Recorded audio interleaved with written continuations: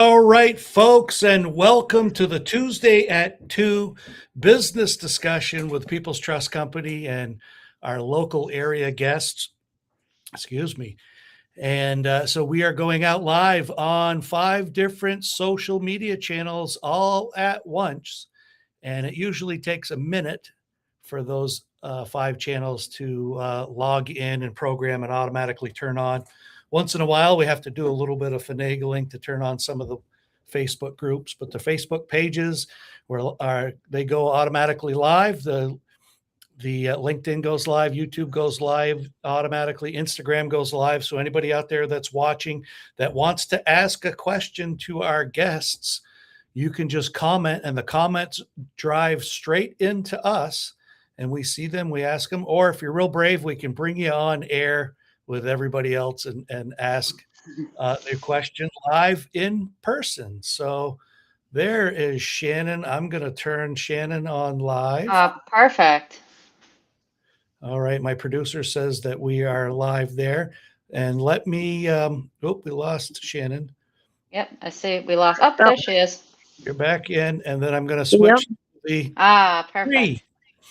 Here we are. Okay. Well, I'm going to do one more quick introduction, and folks that are already there know exactly what's going on. But today, our guests on the podcast are the fantastic organizers of Kingmanfest. So we have Lauren, and Lauren, you're going to have to help me with that last name once, please.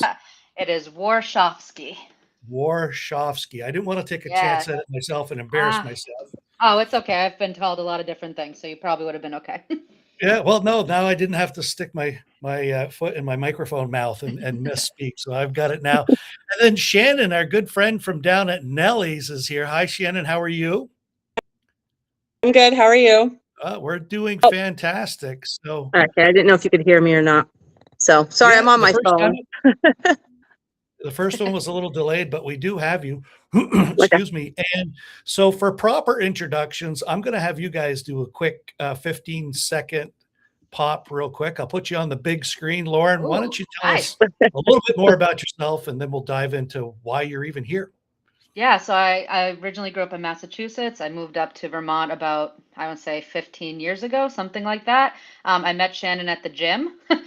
She was looking for an event coordinator. I was looking for work, and it was a marriage made in heaven. We do a lot of events at the depot together, and she came up with the Kingmanfest concept, and I help her bring it to life. And so it's a great teamwork.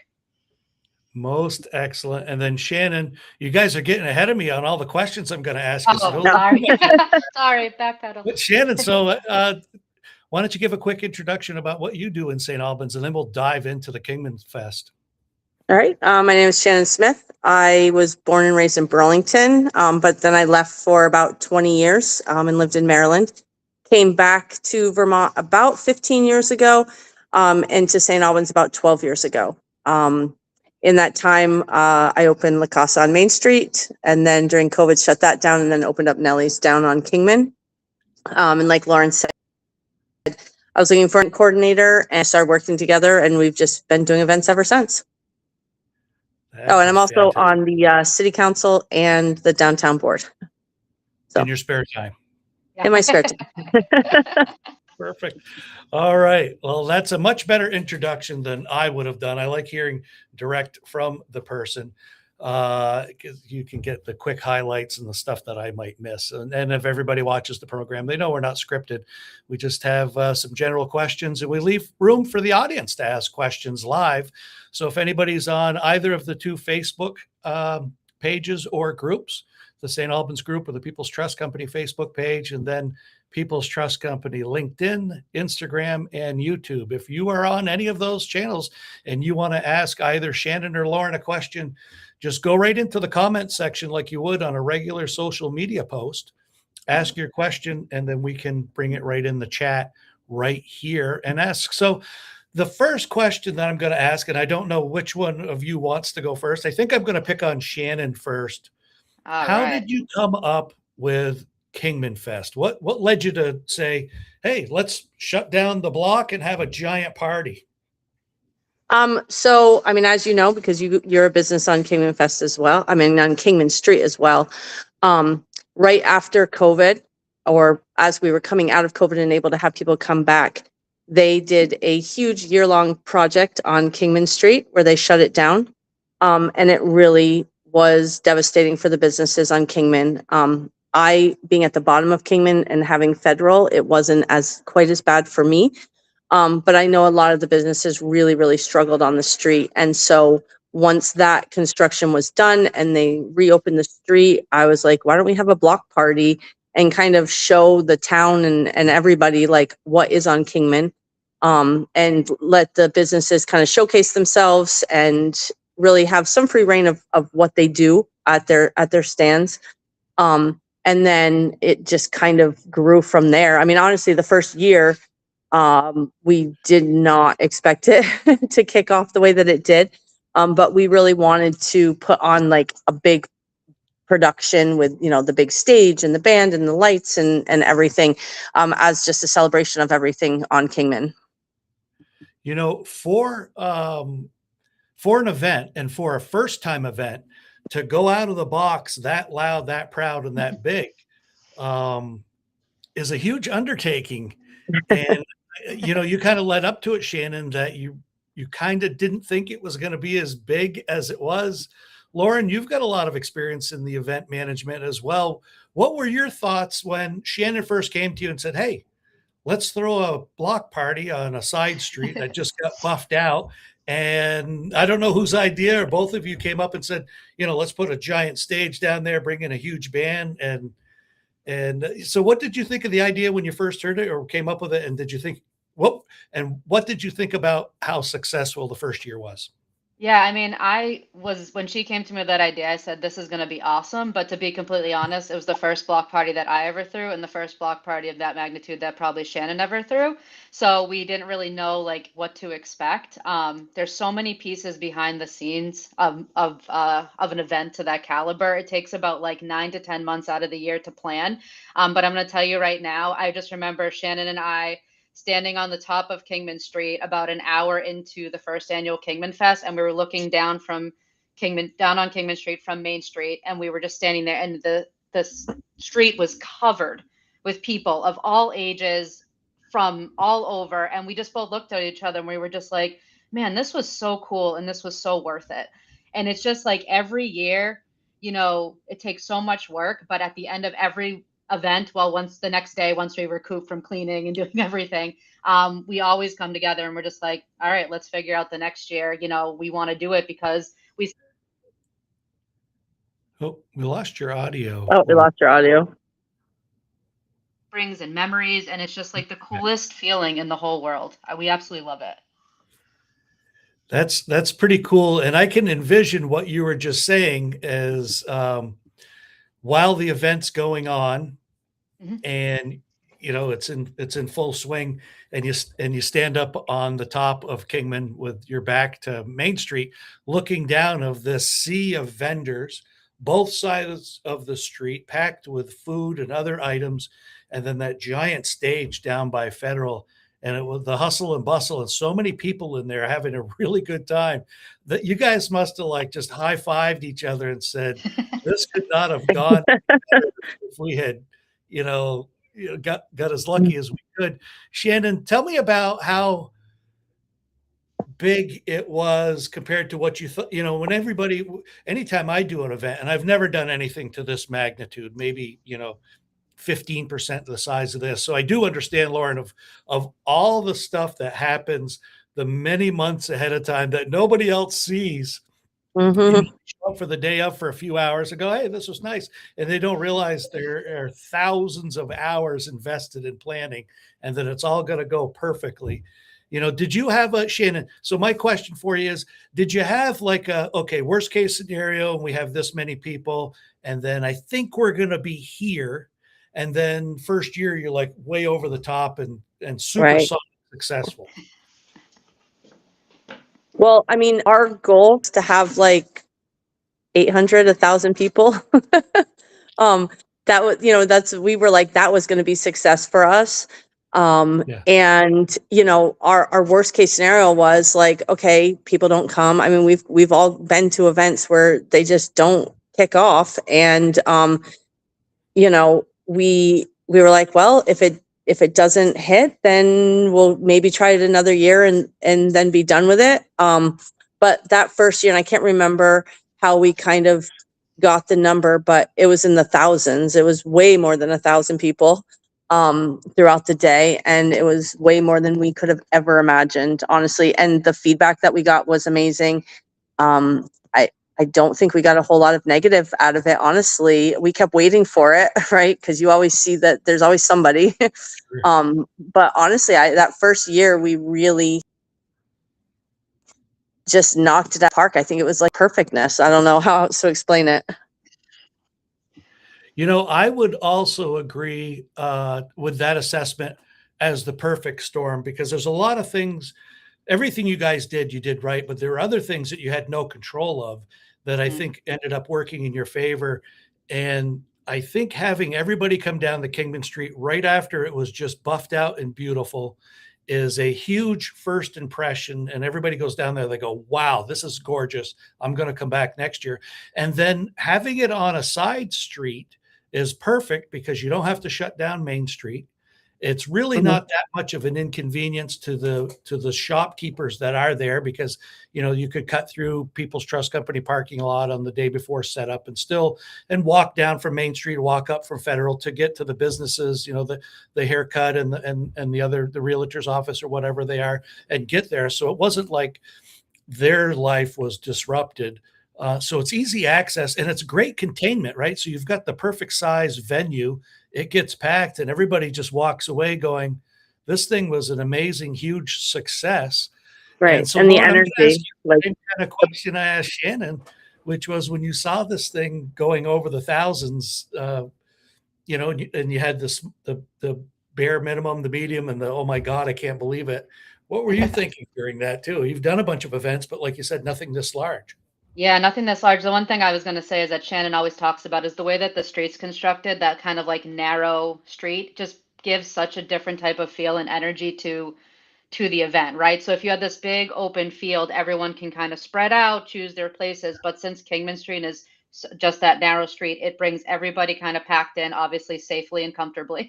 But everyone gets to have that feel of like this is like a big production of a concert. But it still gives people the ability to like flow and go from vendor to vendor. And visit everybody. And we've just found out that it's worked perfectly within that sweet spot of like a couple thousand people. And also the perfect storm. I mean, knock on wood, Mother Nature, thankfully, so far every year has been great to us. Hopefully that tradition not looking so nice continues. this year. Actually, though, Shannon, before you got on this, Jay did tell me to check it, and I did check, and it looks better than it did this morning. So you never know. You never know. Yeah, but We're the gonna one thing thread the needle. oh, sorry, continue.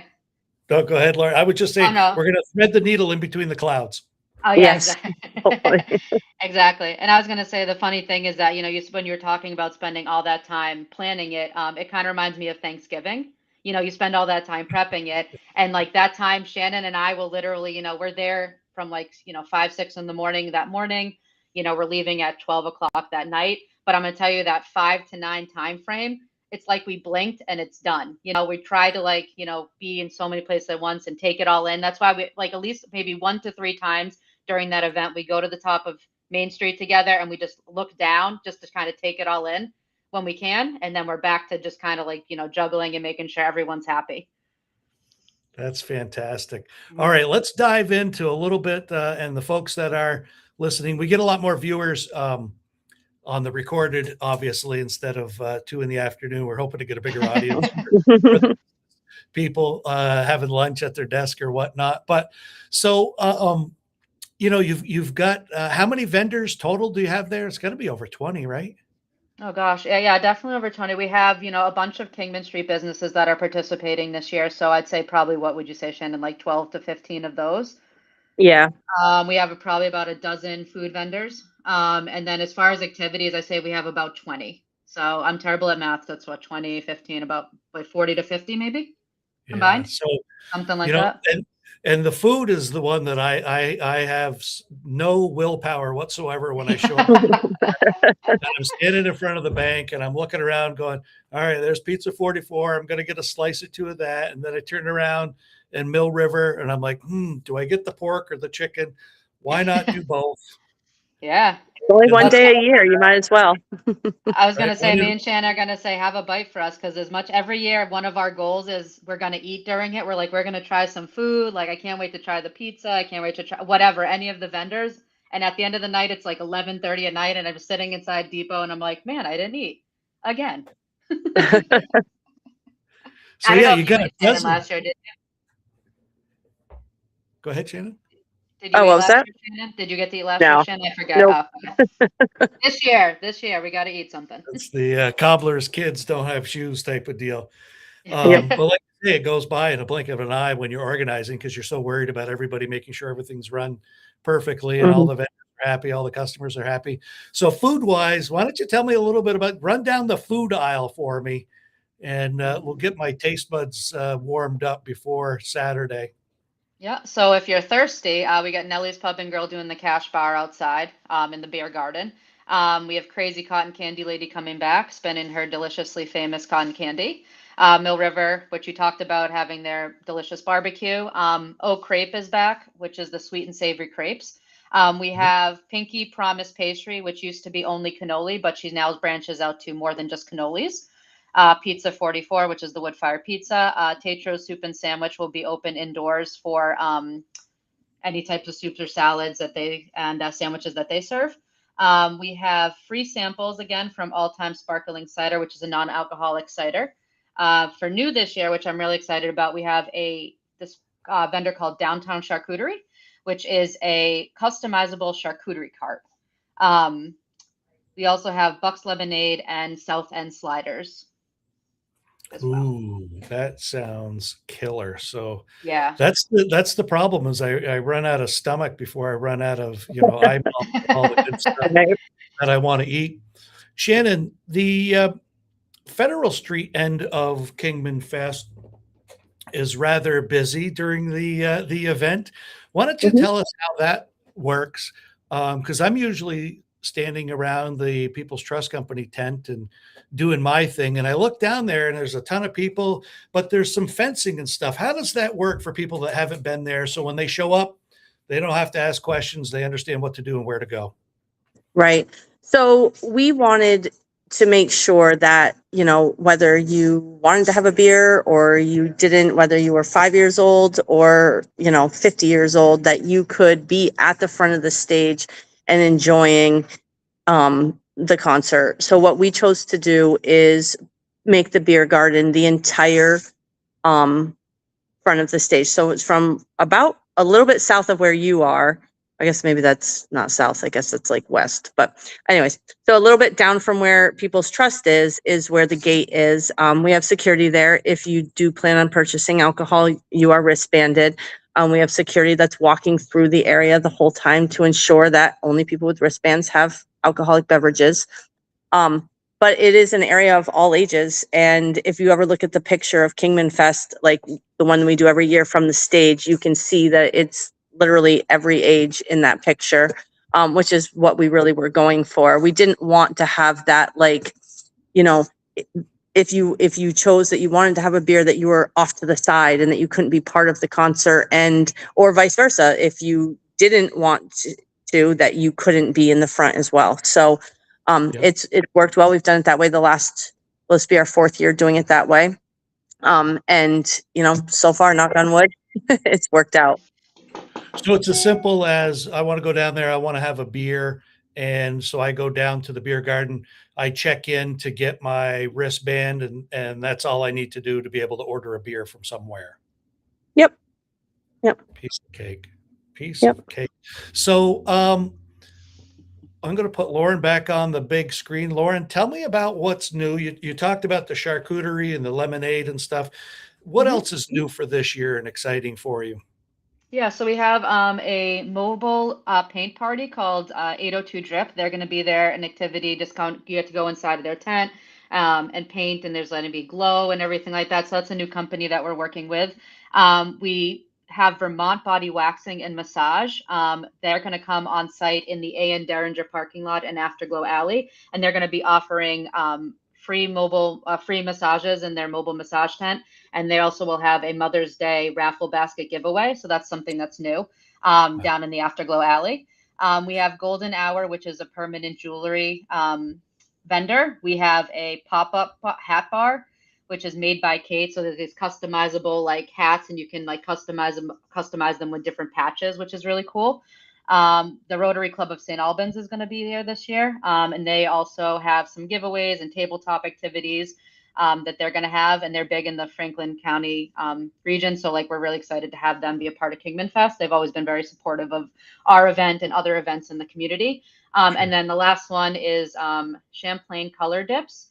They're going to be coming in with body marbling. And also we have a new, as you know, a new presenting platinum sponsor this year, which is People's Trust Company. So we're really excited for you guys for that. And you're going to have your awesome spinning wheel to give away $500, which has become a tradition and staple of Kingmanfest, which is really cool.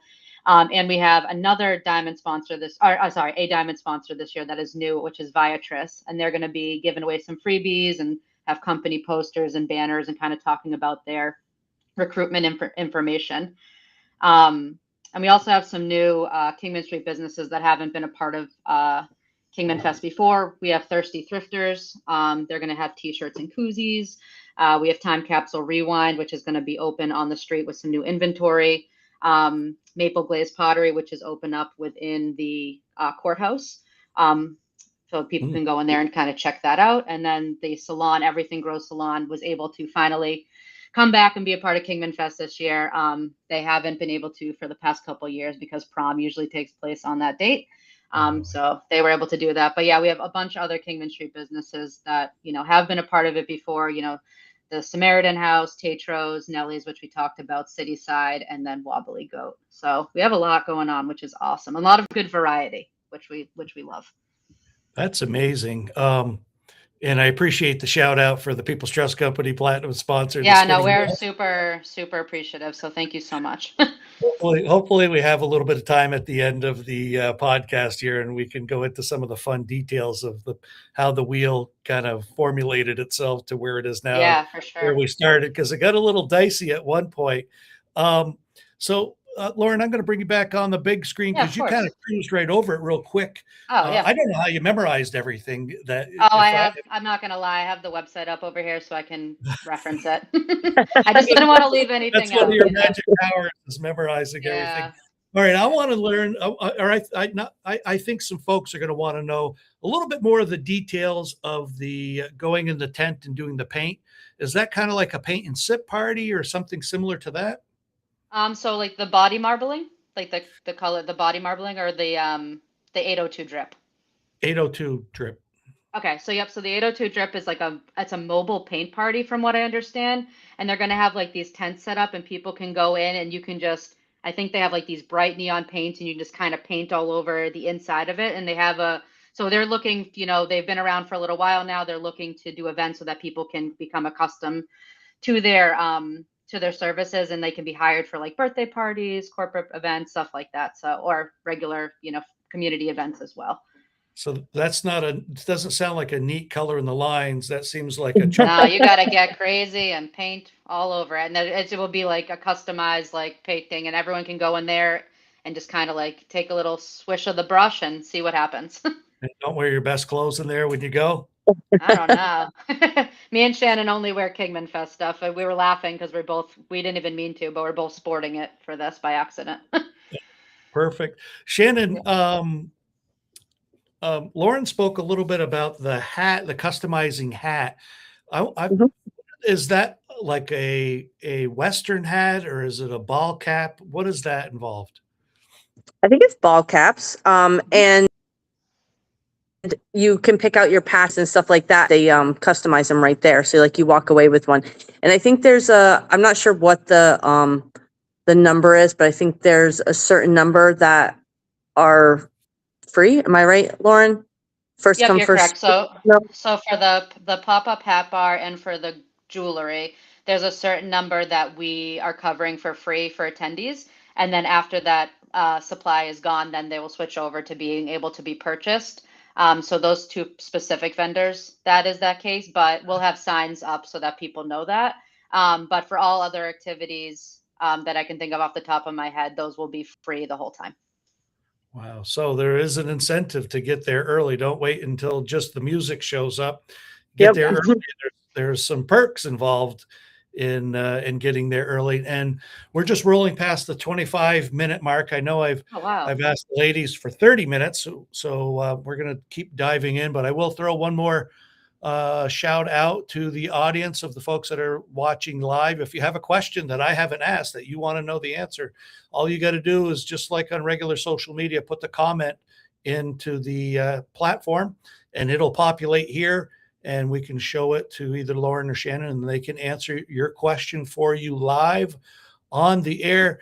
And I wanted to ask a little bit more about this body. You called it body marbling, Yes, sculpting. body marbling. Yep.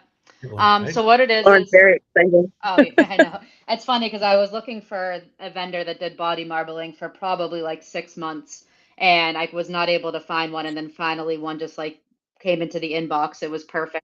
Basically, what it is there's a tub of water, and then on the top layer, there's almost like, I don't know what specifically it is, but there's like, it almost looks like a tie dye kind of Like creation, or film. like film. Thank you. That's why you're here to help me with the words. And so what you do is you dip your arm. Normally, it can be your leg, your arm, whatever. I'm not sure what she's doing, but I've seen people dip their arm into the film, and when they take it out, it covers their arm with that design. So it's really Oh, cool for like the kids. It's non-toxic, obviously. It's safe and environmentally friendly and all that. But actually, that girl just got back from a huge event she did at in Gillette Stadium in Foxborough, Massachusetts, which for the New England Patriots. So she said she had a great time there, and we're so excited to have her as part of Kingmanfest. I think it's going to be a very popular booth at the event. that is fascinating. I would have never guessed that. I can't make my screen move over there. I'm having a. I'm going to let you stay there.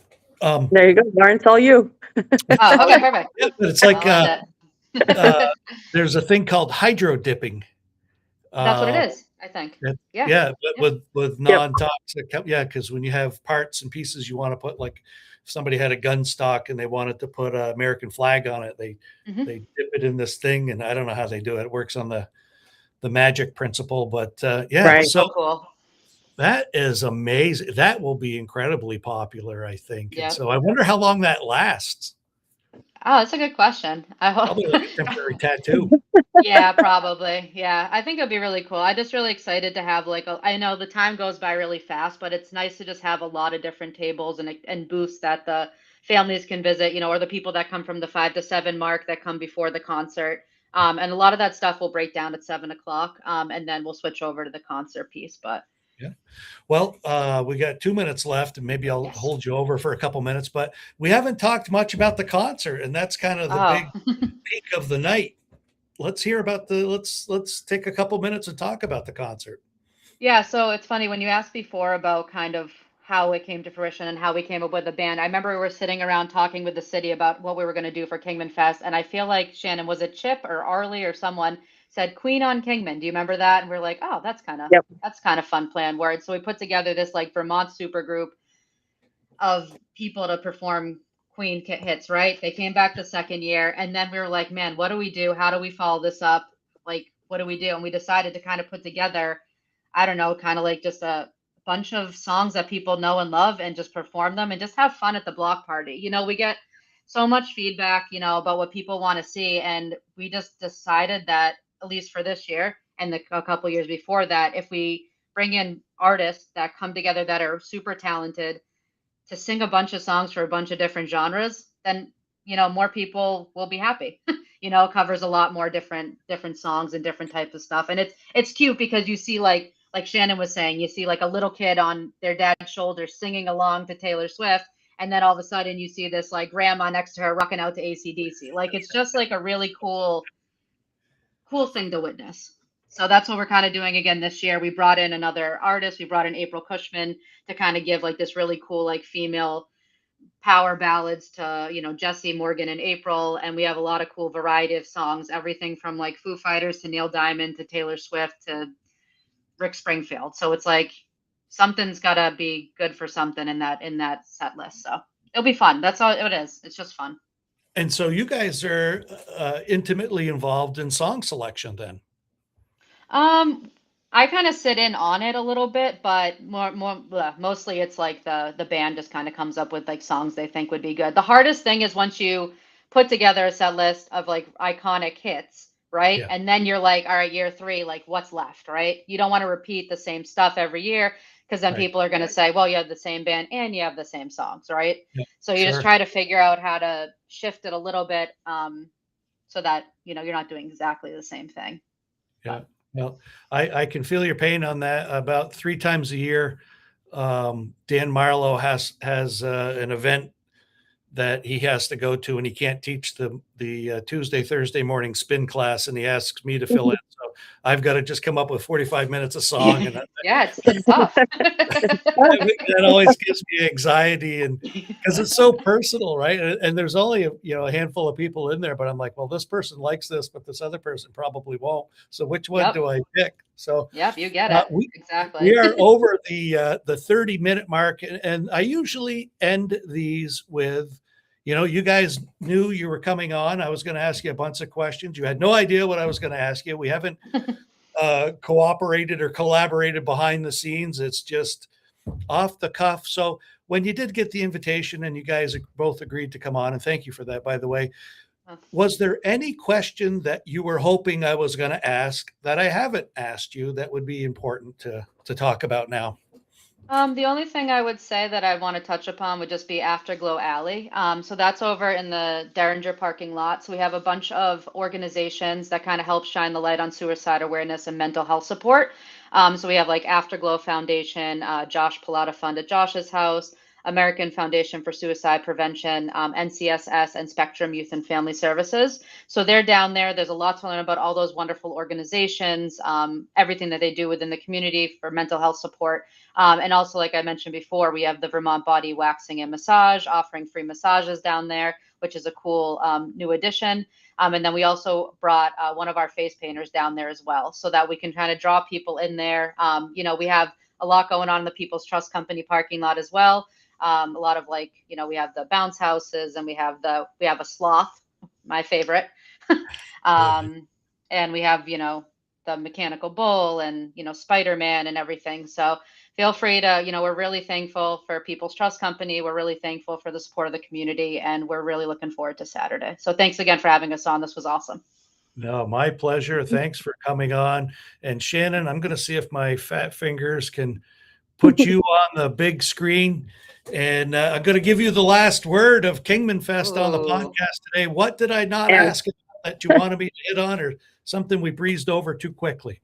I mean, I think we touched on a lot, but I think one of the big things is the sponsors. I mean, it takes a lot of time to put this on, but it also takes a lot of money, right? And so between our in-kind sponsors and our monetary sponsors, we're able to pull this together. And this year, I think, with the economics the way that they are right now, it can be a little tough out there. And so being able to keep this as a free event, that's like one of our biggest things, is to be able to keep doing that.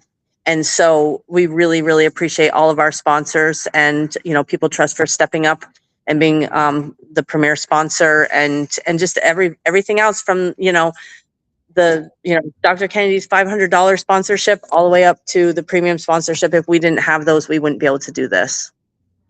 Absolutely. You are 100% correct on, let me see. I'm trying to get my, there we go.